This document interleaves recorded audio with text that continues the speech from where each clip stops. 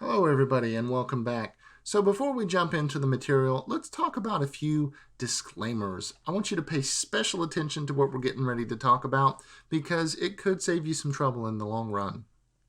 So, when you're working on a pen test or something of that nature, a security test, you're using tools, keep in mind that there may be some laws and legal stuff that you need to be aware of.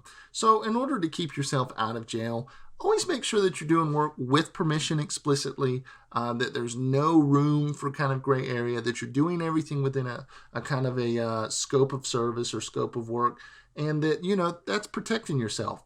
Anytime you get ready to work on a system, make sure you've got some identification and damage control in place. Kind of like with a surgeon before you go in to get a procedure done. They warn you about all the gruesome things that could happen, and it's just a way to cover yourself and make sure that there are no surprises and that your client isn't upset or disturbed by, kind of if something happens along the way. If you've got a client that wants you to do like a hack back, like, hey, I've been hacked, can you hack the hacker? Don't do it. That can get you landed in jail. Just stay away from doing that type of retaliatory work. Licenses and certification may be applicable to your area, so just give those a look and make sure that you're doing everything you can to stay above board and that you don't run into any issues with respect to being legitimate in your work. Venue and jurisdiction can get a little fuzzy if you're working out of New York on a pen test in South Carolina with systems in, Pennsylvania. Where's the line in the sand? Where do what the laws are? What do you follow? Just figure those things out in your legal work and your contracts.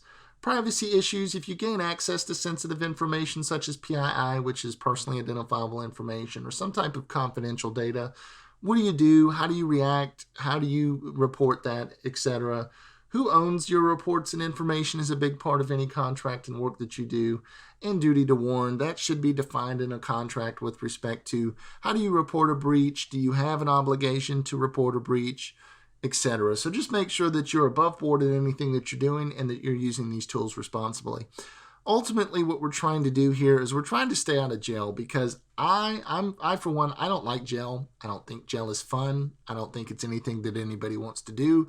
So let's just make sure as we move forward and we work together that we use these tools responsibly. So I look forward to working with you, and let's go ahead and jump right into our material.